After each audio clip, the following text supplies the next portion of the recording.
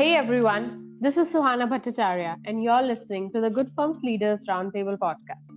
A very happy new year to everyone who is listening to us. And if you've started a new business or are thinking to start one, we at Goodfirms are determined to help give your company the recognition it deserves. It's our new year resolution, by the way. Entrepreneurship is a long road and consists of many pitfalls. And to help entrepreneurs make the right decision, I sit down with the top CEOs of IT companies and discuss everything about trends, technology, leadership, and more. So, for the very first episode of 2023, we are in conversation with Rhythm Bajaj, project manager of Grey Change. She's a project manager with a keen interest in technology. She's working in Grey Change, which is a top app development and UI UX consulting firm. So, thank you so much for joining us today, Rhythm. Anything that you'd like to add to the introduction? No, that was perfect, Sahana. Thank you for having me here. For this episode, we are talking about how DevOps, which is significantly new in the IT market, how DevOps is enhancing businesses and helping them to deliver solutions faster and gain effective customer feedback. But before we can dive into the topic and discuss more about it, our audience would like to know what exactly DevOps is and what role it plays in the development cycle of a project.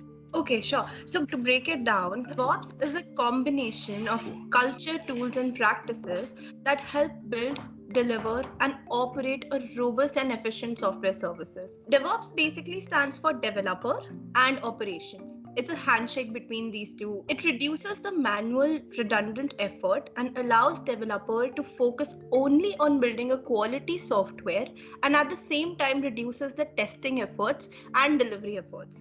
It contains a whole cycle of planning, coding, building, testing, and releasing, which is the development part of the software delivery, and deploy, operate, monitor, and release, which is the delivery part. Basically comes under the operation parts, right? Before it gets to the consumer. You've given a quite clear description of what actually DevOps look like. It's not only related to a specific department, but it is what the entire company can follow to actually deliver products faster. Yes, exactly. 100% correct here. So while DevOps has been adopted to combine, just like you mentioned, developers, testers, and many other departments, and its aim is to shorten the development lifecycle. So how did things actually work before implementing DevOps into a company, into an organization? Right. So have you heard of this term called dog fooding? No. All right. So basically, the philosophy of DevOps is based on dog fooding. It basically means that you test your software by your own staff before releasing it to the customers.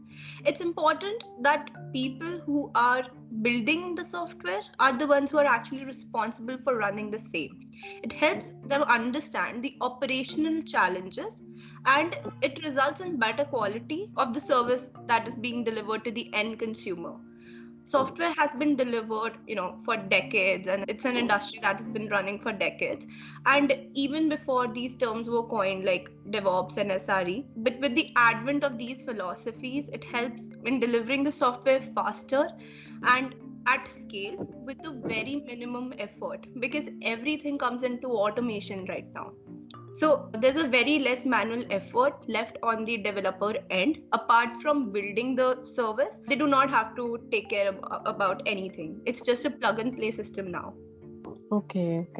Now that we are discussing DevOps, term that is also heard a lot is something called DevOps Accelerator. So can you please explain what that it is and why it is actually needed in the existing DevOps environment? Right. As I was saying, basically the accelerator is a pre-built, flexible and pluggable component, right? Like templated CI/CD pipelines, application monitoring observability stack, metrics dashboard, etc.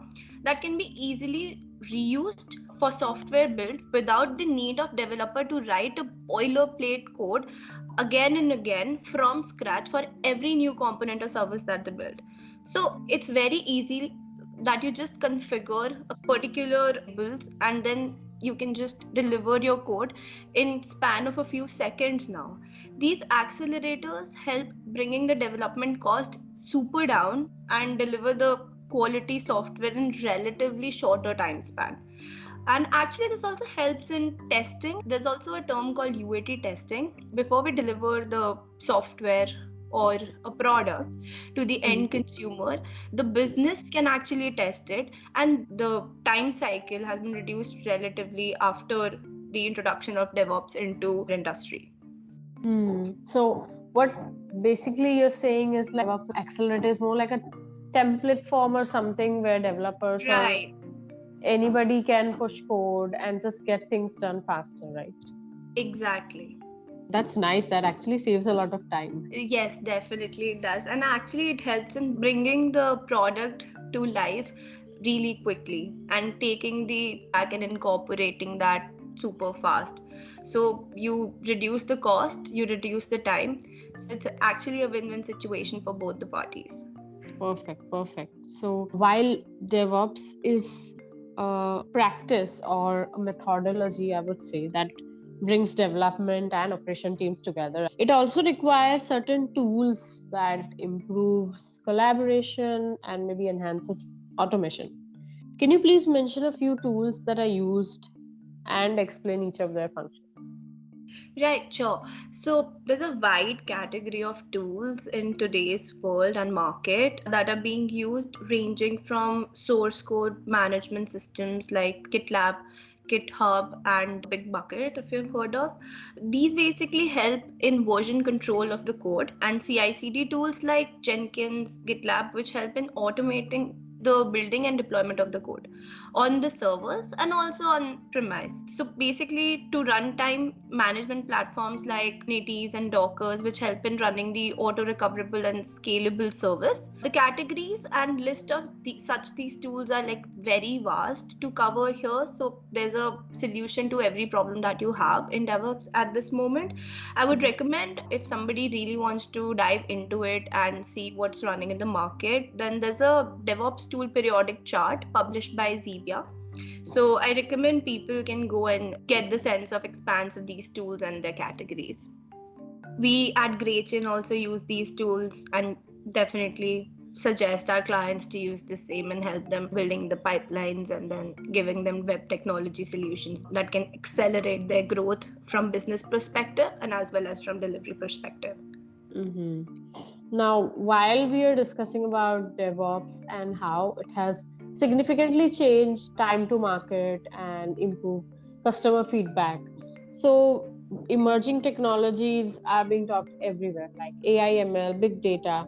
They are making a significant impact on every other industry and changing its future. And we do believe that future of DevOps is bound to change as well because of these emerging technologies.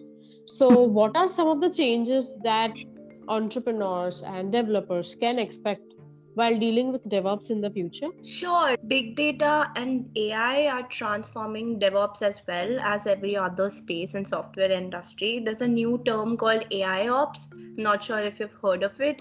So basically, AI ops is replacing the conventional methods of DevOps tools. And we're already seeing advent of advanced tools which are able to monitor your application stack and predict that there's an issue that is about to occur by analyzing the data flows and data streams and comparing the past usage and the current usage that your software currently has. So this will equip the organizations to prevent issues from happening only and reduce the disruptions as well, which will reduce the cost further down, and there will be less downtimes to be seen.